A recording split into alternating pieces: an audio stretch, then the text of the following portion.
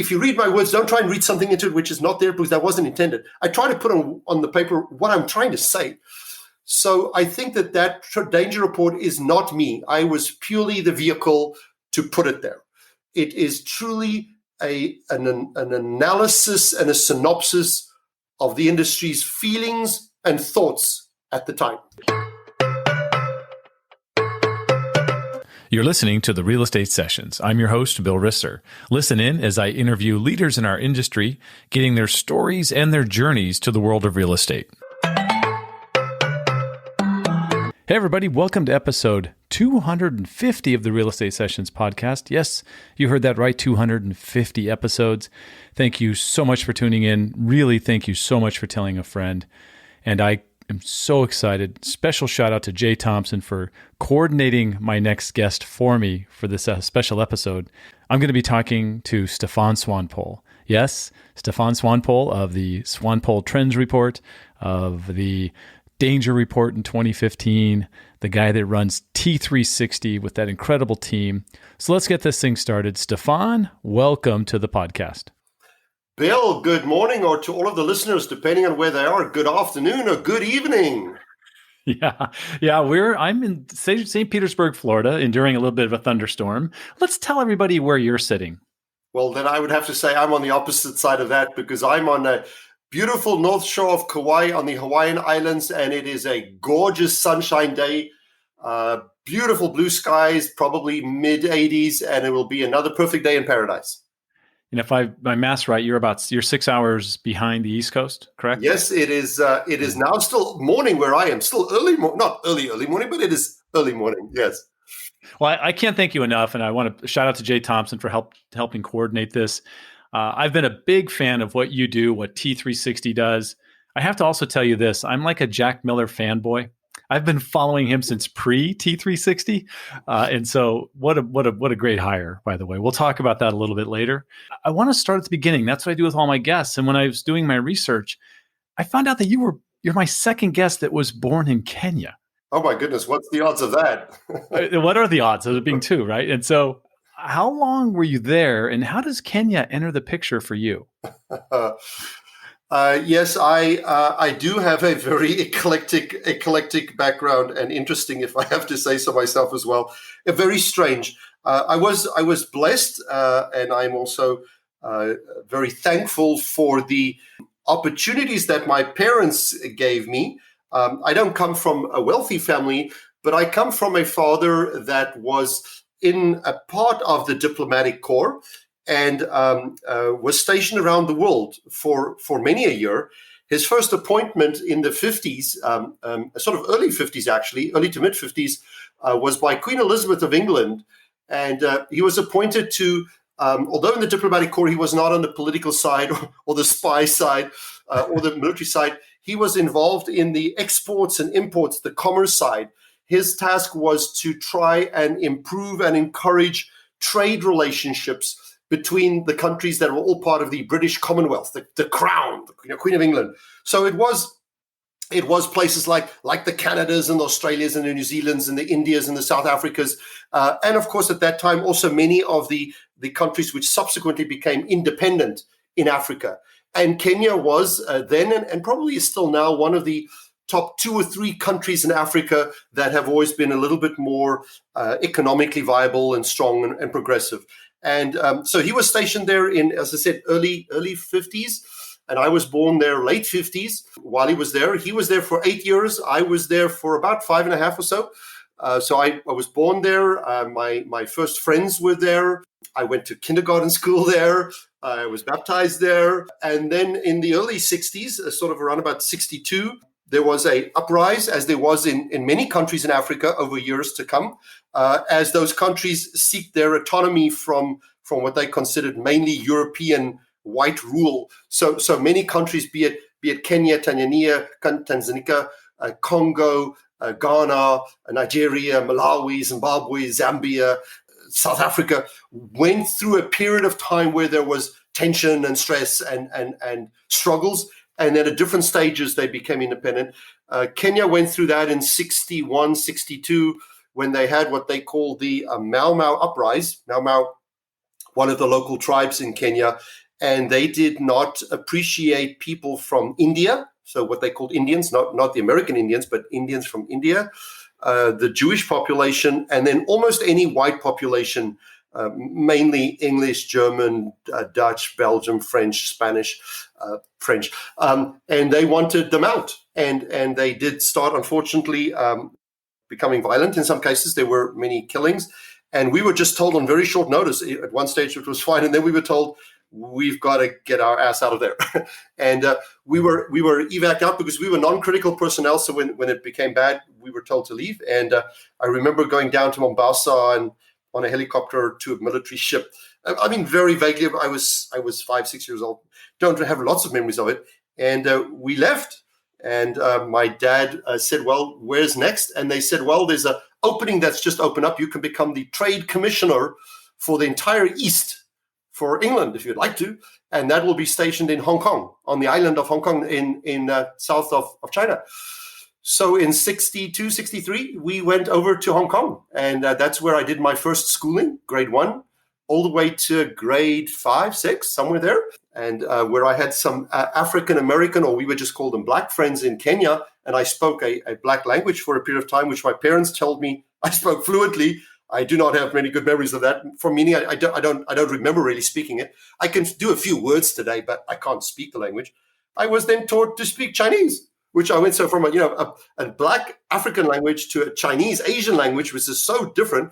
Meanwhile, of course, my parents are European, from French and Dutch and English stock, so European. So I was given some English, some Swahili, some Mandarin, Cantonese, and it was confusing. And I think by the time I was 9, 10 years old, I had a lot of experiences. I had the privilege of going to many countries in the East. So remember going to the Taj Mahal in India, going to Singapore, walking on the Great Wall of China. So lots of experiences which I don't think many people, especially not as a child, ever have.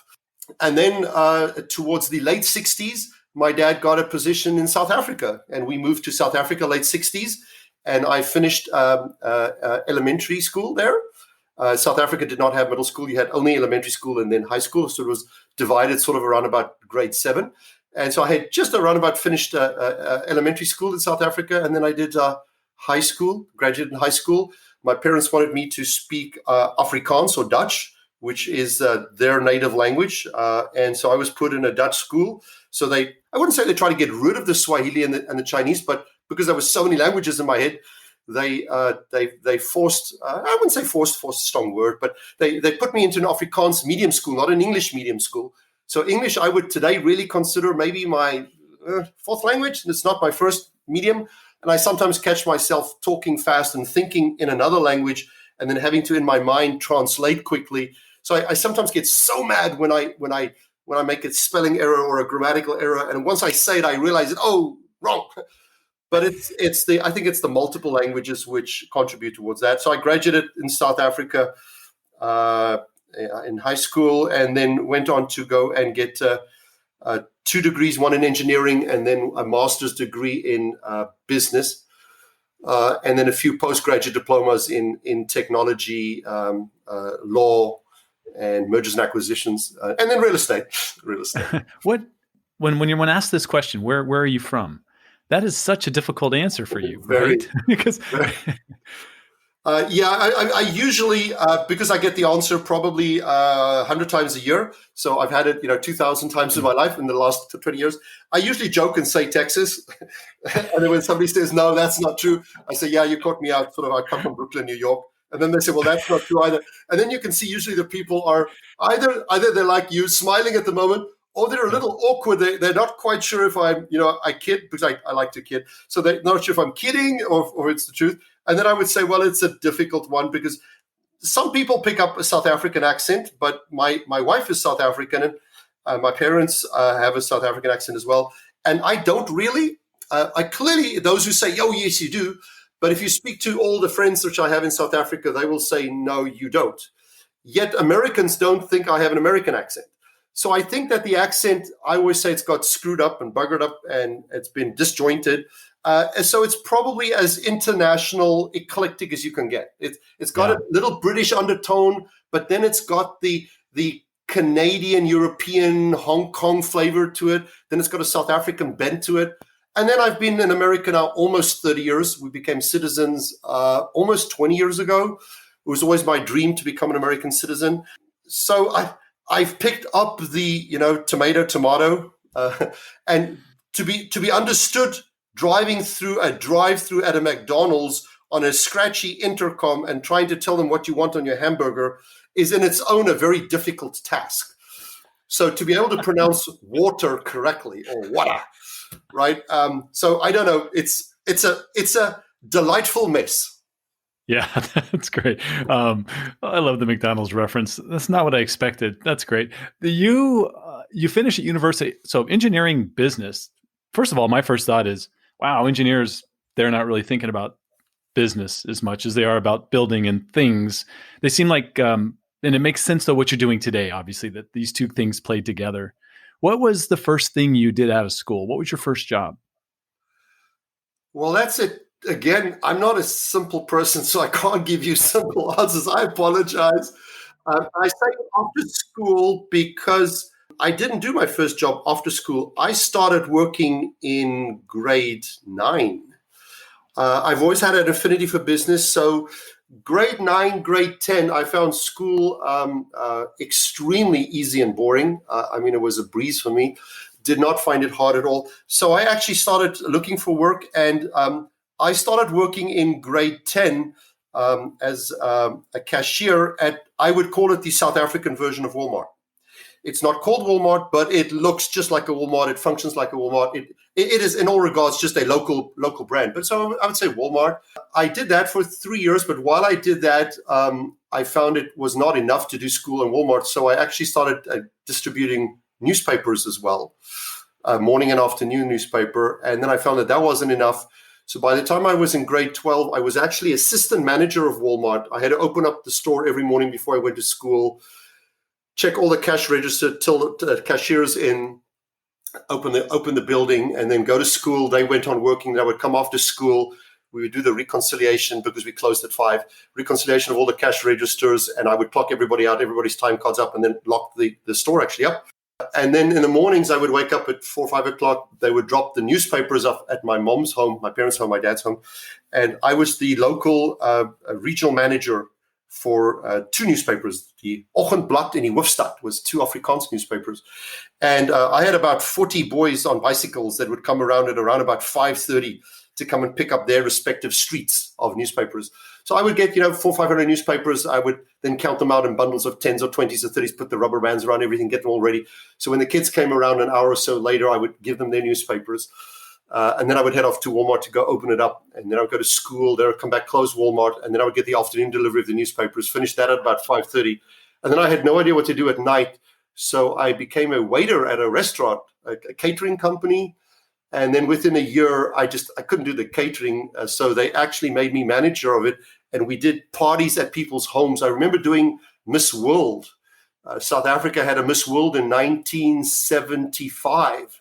I remember doing her private function at her home, where we would have 4 or 5 cooks, gourmet cooks, and people that would do the wine table and the cheese table. I was not old enough to drink at the time. Still don't drink today, really.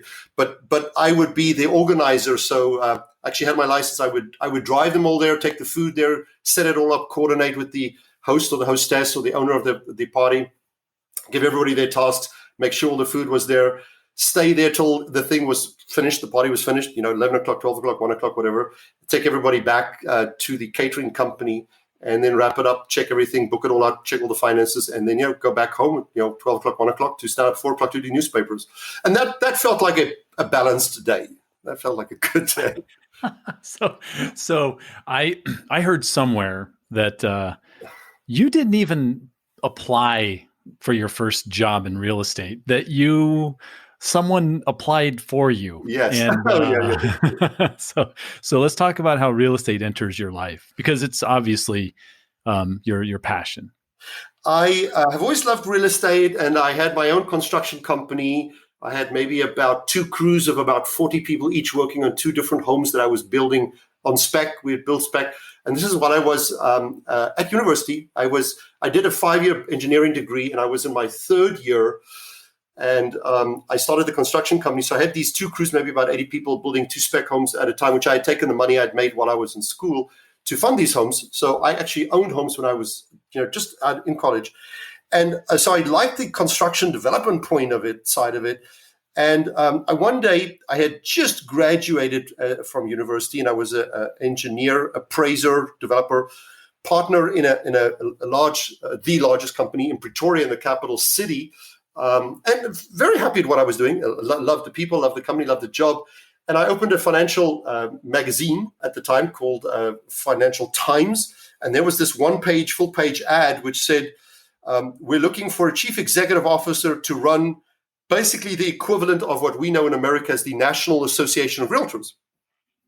They called a realtor there an estate agent, and they didn't call it the association, they called it the institute, but exactly the same animal. And I looked at this sort of, this world of real estate agents or realtors, and it said, you'll meet the president of the country, you will write books, you'll give talks, you'll speak at seminars, you go to international conventions, you'll do tour groups, you'll be on legal advisory committees, you'll change the law, you'll do education training. And I said, if I look at that list of things which they claim that this person would do, as an engineer, I was never going to do any of those.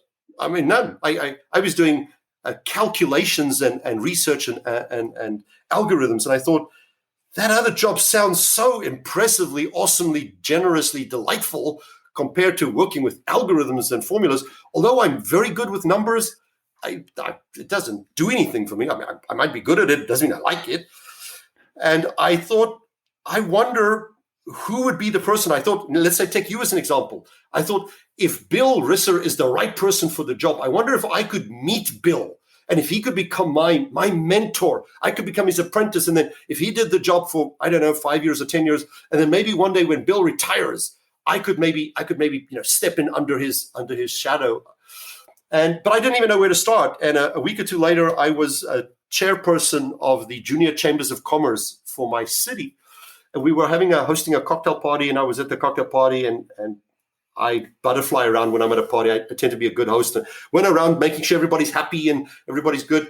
And this job, which I'd read in the magazine, popped up in my head.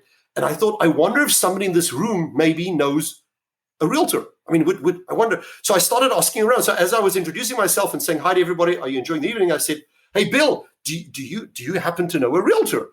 And, half of them said no. And at last, one person said, oh, yeah, that guy standing there in the corner, his name was Dirk, D-I-R-K. He said, Dirk's a realtor. So I walked over to Dirk, introduced myself, and I said, do you know a realtor? And he said, yeah, I'm a realtor. I said, by the way, what is a realtor? I mean, I have no clue, right? And he said, well, let me explain to you the buying and the selling of homes. I said, no, I get that part. But anyways, so here we strike a conversation. I like him. He likes me. We get along that evening. And he says to me, why am I asking? And I said, well, I saw this ad in the financial magazine. He says, oh, yeah, we're looking for an executive officer, CEO. He said, well, are you interested in the job? I said, oh, no. No. I'm too young. At the time, I was 25. I said, I'm too young, and I don't know exactly what the job entails, but it just looks fascinating. And we left it at that. And a few days later, he was at a board meeting for the local chapter of the local association, and he threw my hat into the ring. And I had no clue. And a year later, you're the CEO. They called a couple of weeks later and said, come in for your appointment. I said, appointment for what? And they said, well, your application for the job. I said, what job? I have no idea what you're talking about. It came out. I was petrified. I actually considered not going for the interview. I thought, why? And then I thought, well, I was interested enough to look at the ad, to ask somebody, to find somebody. What can I lose to go for the interview? So I went for the interview thinking that this is a great learning experience. And the interview process took about 9 months, which I had not expected. It was painful. I had association board members gruel me up and down from Sunday, asking me questions which I thought only your mother and father can ask. So I was terrible. I didn't like it at all. But 9 months later, 3 rounds later, 200 candidates later, at the age of 26, they offered me the CEO job to head up NAR for Southern Africa. Wow. And I got introduced and to the deep side of our industry and have been in love and stayed in it every day ever since. I think looking back at your timeline, you've always been a CEO from that point forward. And talk about some experience throughout the industry, MLSs, right? Other associations. How about working with ERA and part of Realogy? Let's talk about, so how do you finally get to the United States? Yeah, very, very blessed. And I would humbly propose that I might have some of the most diverse experience you could have, because I worked for the association as the CEO, liked it very much. I had no short-term intention of leaving. After a couple of years there, the largest bank in Africa came to me and said that they were merging 4 organizations together, United, Trust, Allied, and one other, Volkskas. And they were creating ABSA, Amalgamated Banks of South Africa, which today is still, I believe, the largest bank in Africa. And they were creating a new division, which they were going to call a real estate division.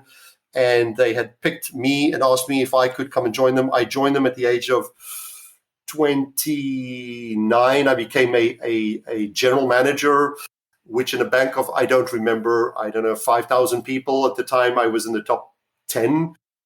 29, so super young, come to head up this real estate division, which at that point in time was zero. It was just me, so it was nothing really. But their goal was to become the largest player in real estate, bar nothing. I got a reasonably open checkbook. I mean, of course, there's limits to everything, but in the pursuing 2 or 3 years after that, I bought probably 20 companies for them on behalf of them, which some merged together, some cleaned, some restructured, some brought into the bank, some kept autonomous, some put up a new brand against it. We bought international brands. So there's not a part of real estate that I didn't do in some role as CEO. And most of the roles below that, a total rebranding of buying 6 companies and changing all the brands of all 6 companies to a brand new brand and rolling it out. I had the budget to do so, blessed to do so.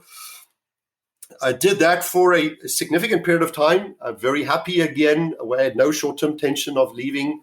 Got a unfortunate message that my mother had terminal brain cancer, which she just one day did not have, and the next day had it, which we did not know. I decided to resign from the bank. They were willing to give me a couple of days, maybe a week or 2 off, but the doctor said my mom could maybe live for a couple of months before she passes, which she ultimately did that year. And the bank just said, your role is too important. We can't allow you to take, a couple of months. It can take a couple of days or maybe a week or 2. I said, no, I need to be with my mom. So I actually resigned from all of that. And my mom actually lived for another 9 months. I was with her every day for those 9 months. I basically spent almost all my time with her, which was delightful and wonderful. And of course, with hindsight, you could always say that was the right thing to do. At that time, it was hard, but we were neighbors. I had bought the house next door to them. I had two young boys at the time, and my wife was next door. So we had the opportunity. I could walk over, 3, 4, 5 times a day, spend time with her, which is, of course, great. It was hard, but it was great. It was the right thing to do. And once she passed, I during the time which she was terminally ill, I actually wrote a book, and that was one of my first real estate books. And I released it shortly after her passing. And it became a #1 seller in South Africa. And it was called A New Era in Real Estate. Era meaning period of time. Happens to be the name of the franchise which I purchased, which also happens to be the name of my wife. So my wife's called Era. So the word had many, many meanings. The passing of my mother, my wife's name, and then the franchise name. And it was like a trends report. It was about the future of real estate, which I had written during my time, which I had available. And so a year later, I had secured and purchased the ERA franchise rights for Southern Africa for about, I think it was 11, 12 or so countries, roughly. We only launched in one, but we had acquired all the little small countries in and around. There are some which are almost like Indian territories within South Africa. And there was always a question, are they autonomous, are they not? And I didn't want somebody to use that as a loophole to attack me from my flank. So if there was any chance that I could secure it, I secured it. But we launched in South Africa in March of 92. And by November of 94, which was 18 months later, we had 122 offices. So I had grown the business about one office every 72 to 90 hours, every 90 hours for 18 months. Wow. And I got a call from America, and they said, "Wow, how big's your team?" I said, "My team to do what?" And they said, "Well, the team to sell franchises." I said, "No, I mean, I bought the master franchise. It's my business. I'm the only one who sells franchises. Nobody else sells my stuff." And they said, "Well, you can't sell that many franchises. We have a team of 25 people in the US, and they can't even do that." Anyways, long story short, they offered me a job. And that was the same time which South Africa was going through a lot of you'll remember, apartheid, Nelson Mandela, sanctions, some violence, some protests and riots. And I had two boys, which were 6 and 8 years old. They had broken into my neighbor's house. They had come onto my property, and the police were there with a helicopter, but they didn't get into my house, but they got into my property. And they kidnapped kids at my kids' school. So the violence had become close enough to home that we felt very threatened for our lives. So when they offered me an opportunity to come to the States, and that having been a dream all along because of all my travels, we seized it in end of 94. And we immigrated to the States end of 94. And I sold all of my South African businesses off to local institutions. And we came across completely, and we made America our home. So I worked for the large franchise, ERA. They asked me and said, "You can pick any area you want."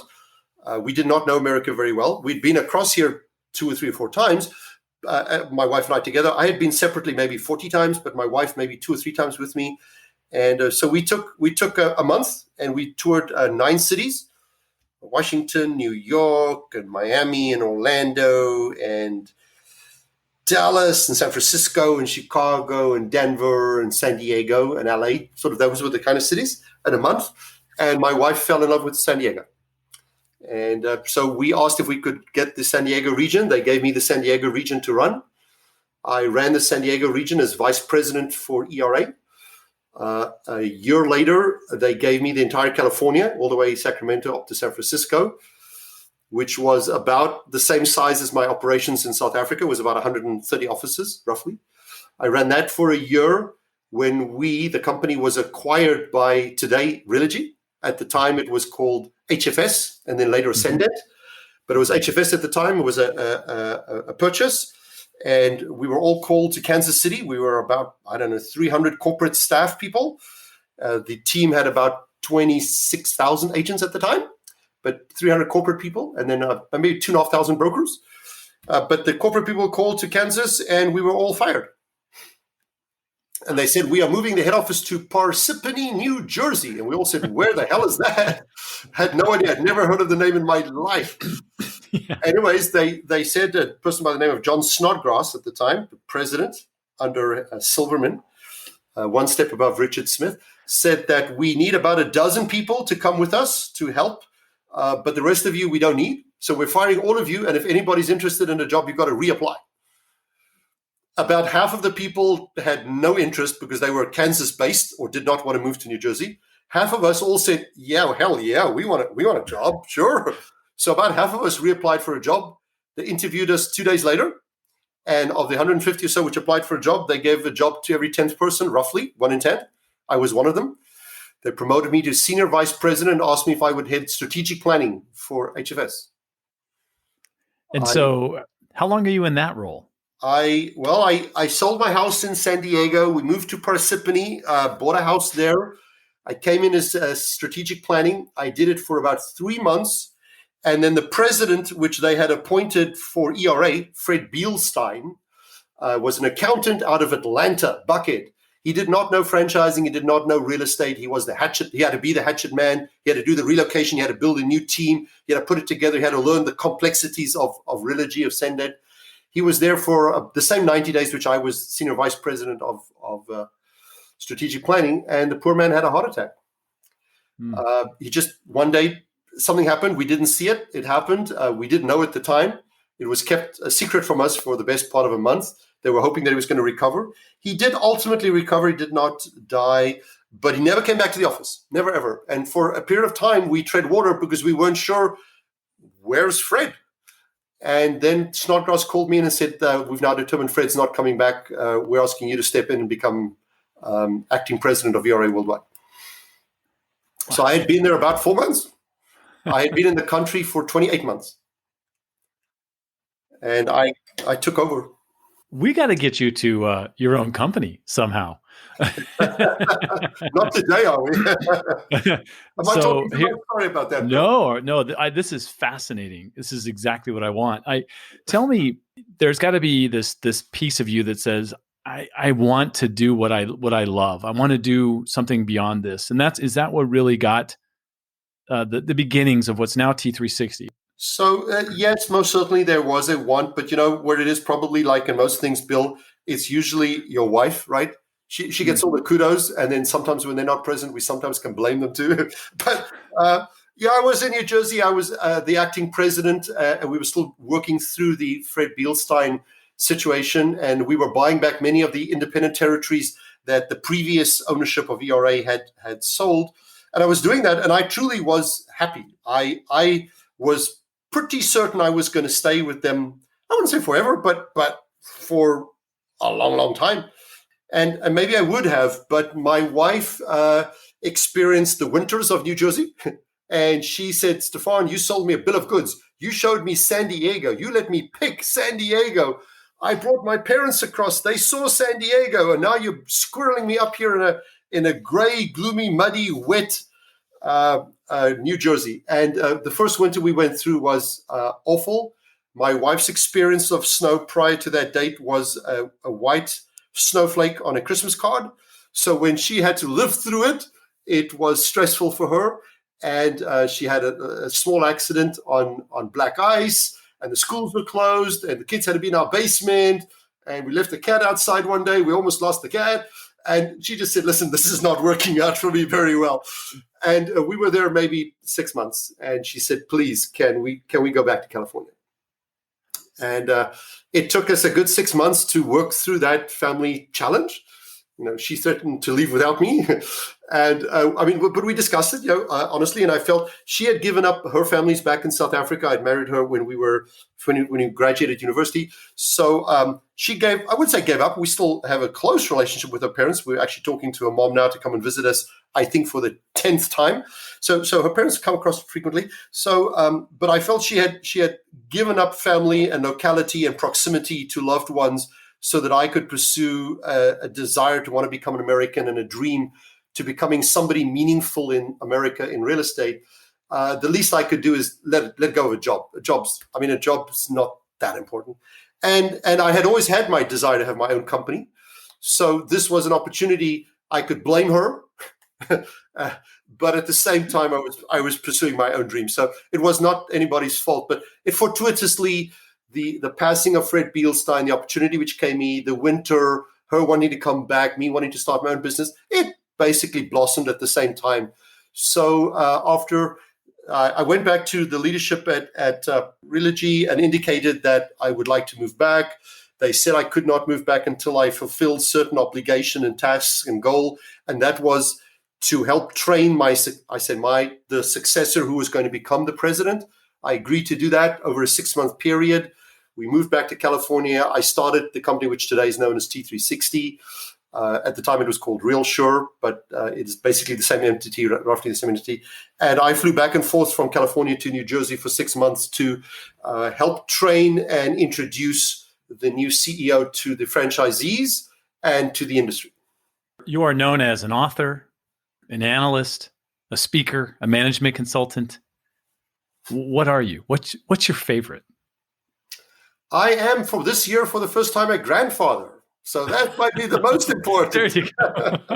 That is awesome. It is awesome. She's delightful, and she's living with us here in the house at the moment in Hawaii.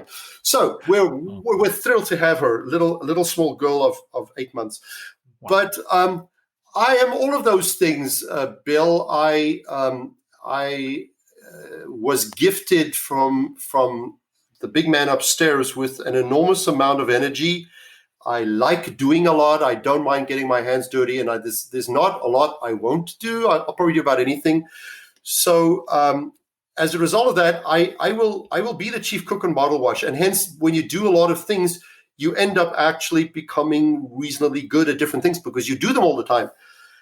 If you said I had to pick between those, I would probably default to author. It allows me to retreat from the world of craziness. It allows me to do it at my own time, my own pace, my own leisure. It allows me to critique myself, of which I am by far the worst. It allows me to rip up my own stuff and rewrite it 2 or 3 times. Where people tell me I'm good on stage, and I do, of course, enjoy the accolades which come from stage and the interaction with people.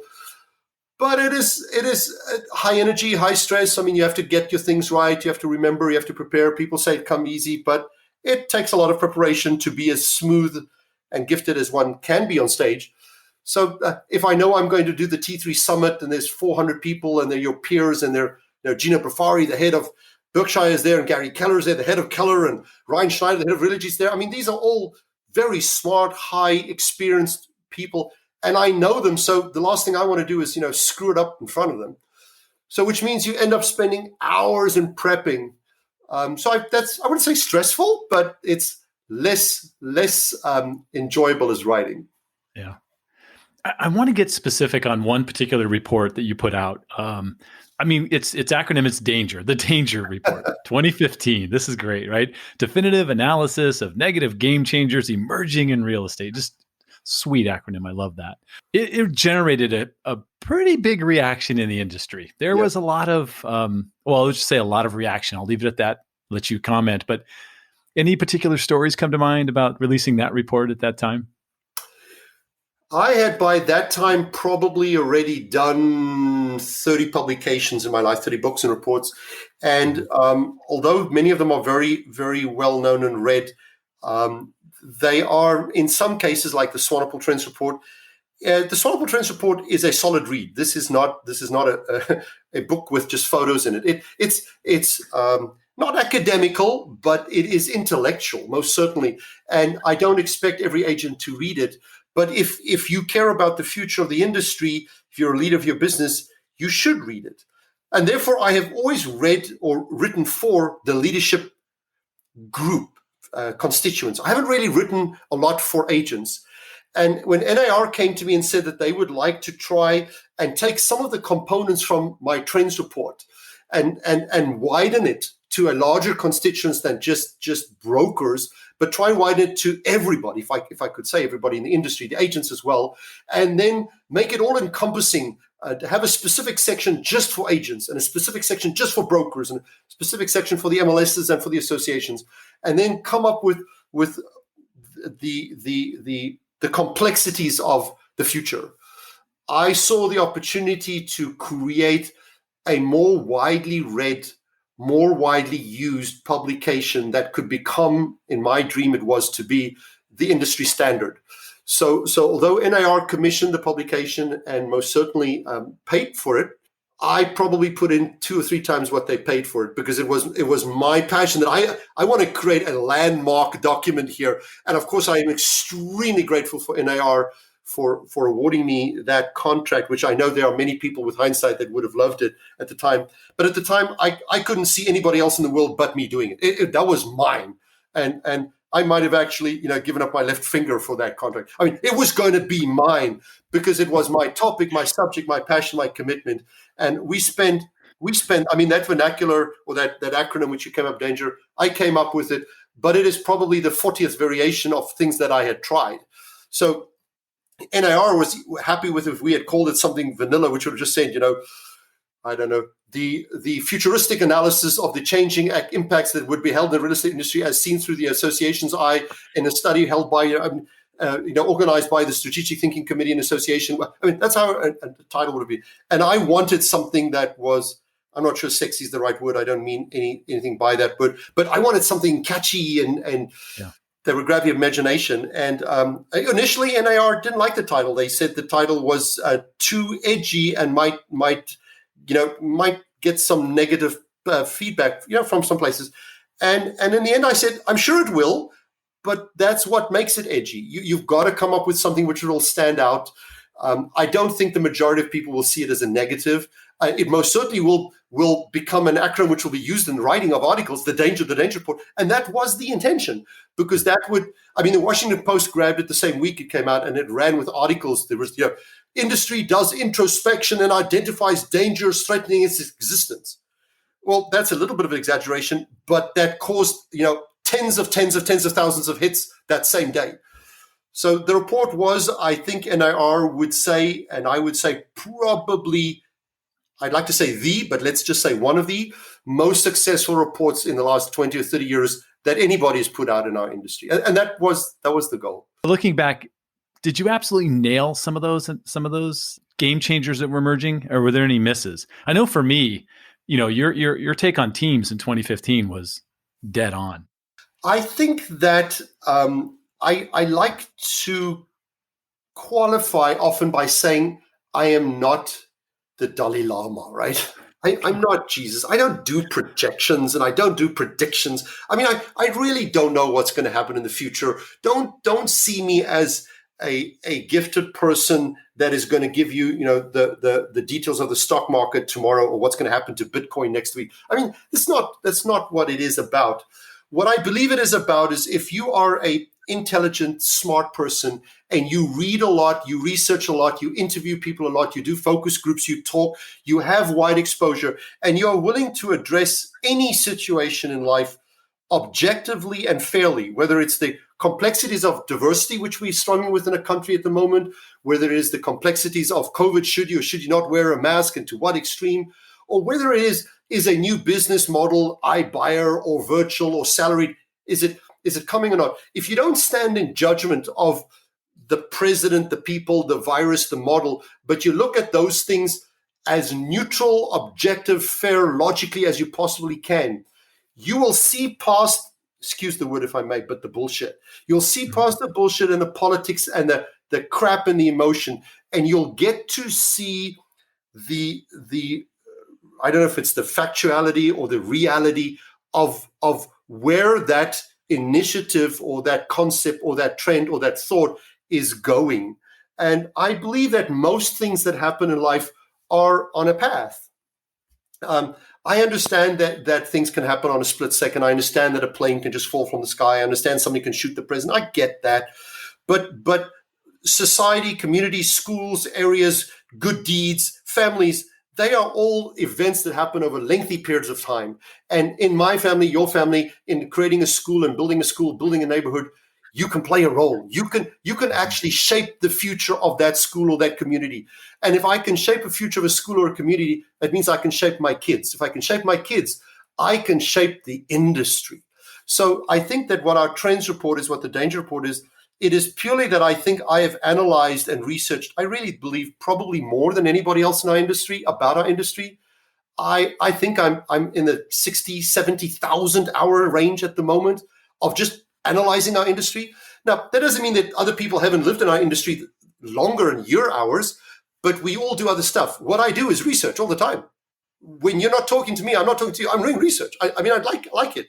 So it doesn't make me better than you. It just means I've probably researched more reports and more studies, have spoken to more people than you have in our industry from an inquisitive research and analytical point of view. You may have interviewed them to find out their history. I've not done that, but I've tried to find out different things. So when we wrote the trends report or the danger report, most of that is not predictions. Most of that was the feedback that I had culminated, mashed up, scrubbed, clean, aggregated together from the leaders and the people in the industry that I had spoken to. Not deliberately just for that report, but for that report, before that time, during that time.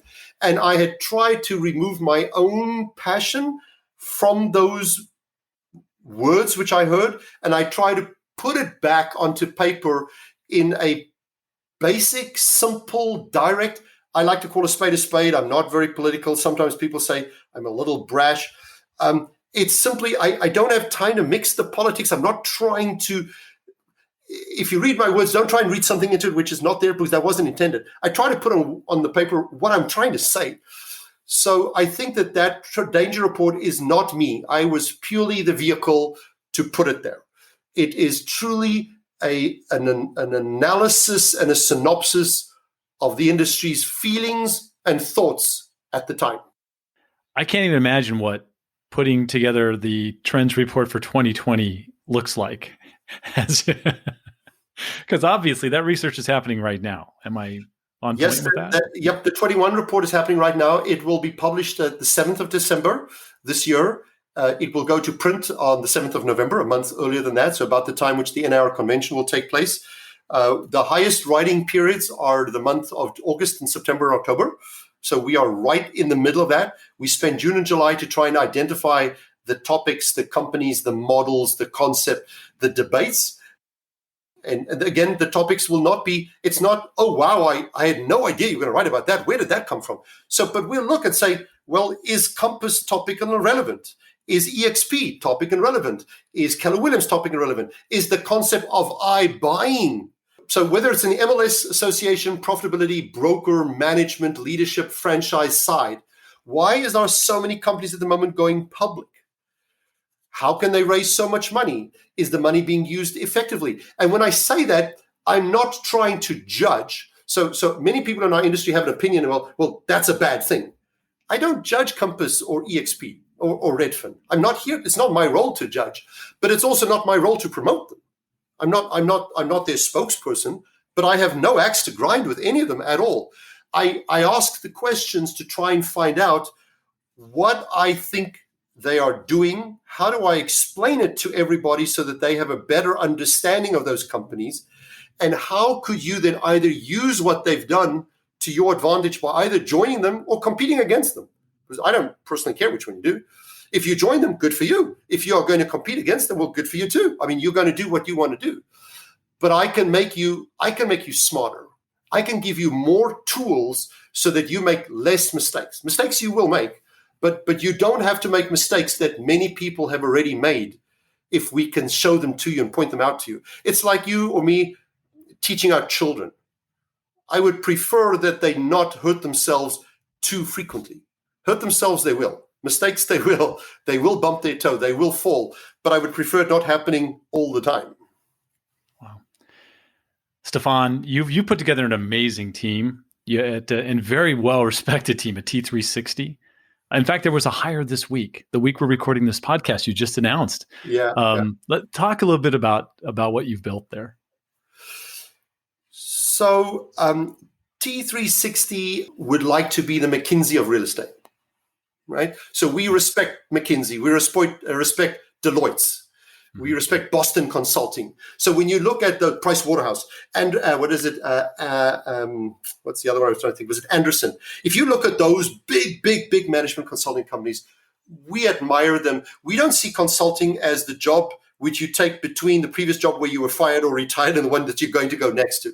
Nobody at T3, to the best of my knowledge, is looking for another job or wants to move into another job. So they're just with us at the part-time. We've said to everybody, you've got to like management consulting as a career. This is your business. The people at McKinsey work there for a very extended period of time. Yes, many of the young ones, of course, end up becoming CEOs or CFOs somewhere else.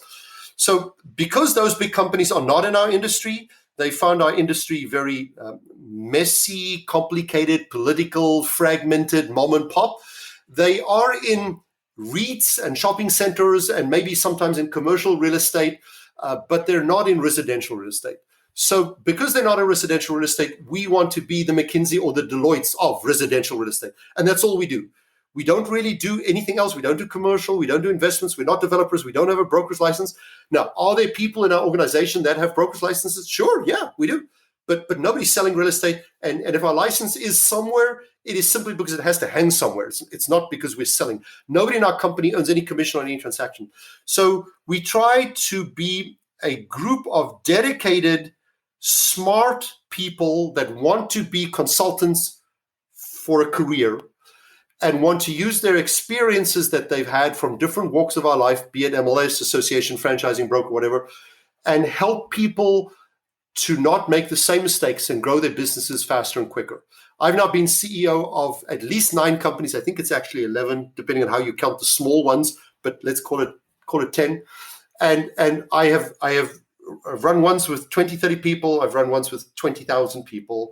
I've run ones in one state. I've run ones in 30 countries. I've formed them. I've closed them down. I've sold them. I've been part of IPOs. I've sold my own company. I've sold somebody else's company. I run an MLS. I've been a CEO of an association. I've been a board president. That doesn't make me better. it just means I've had an opportunity to see real estate from that point of view, so that when we provide guidance or assistance, yes, I have run a real estate company 3 times. And I've had a company with 684 agents in California. I have got the texts from an agent on a Sunday when they give me crap which I didn't want, right? Yeah, I've lived with it. So I think that we are the largest, most skills, if I may say so. It's always hard to say that yourself because it sounds arrogant, and I do not mean to be that. But I would like to believe in my heart that Mark Lesswing we brought on board, who is the former CTO of NAR. This week we brought on, which you referred to, Kenya Burrell. She's going to head up our diversity consulting initiatives. We know that many companies are asking us to help them with diversity, and I think we can. But I also want people that have more experience in diversity even than I have to be part of the team. That when we help somebody else on it, that we can actually say that we have lived both sides of the color line. So yes, we've done that. We've brought on people like Dean Cottrell, was a senior vice president at NRT, was on the shortlist to potentially become president, which ultimately went to Ryan Gorman. But I mean, he was in the hunt at one stage. We brought Travis Saxon on board as well. He was the senior vice president at Real Trends, Stephen Murray's company, where he had been for many years. We brought Michelle Kahn on board. She heads up our mergers and acquisition division. She was with numerous companies, Move.com, Tribune, where she did mergers and acquisitions, Modern Ventures even for a time. Jack, which I've already mentioned. I mean, he worked with Gary Keller at Keller Williams. Then he was with the Good Life team. Jonathan was with Lone Wolf. So most of these people, and I know most people always say my team's the best. We're not trying to look for single star performers. We're trying to create the most respected, hardworking, dedicated group of knowledgeable people that if you needed a SEAL team to back you up, call T3. And we can be your SEAL team, whether you want to take out Osama bin Laden or you need to get some water into Afghanistan or whatever it is. Of course, I'm using that as a metaphor. You call us and we'll come in, we'll fly in 1 person, 2 people, 5 people, 10 people, and whatever your problem, desire, goal, wish is, we will make that happen for you. And then once it's done, we will step back because we're not looking for a job. We don't want to be part of your team long term. We don't want to take anybody's job. We'll fill in somebody's job. We'll take over somebody's job for a short period of time, help that person grow, expand, achieve the goals.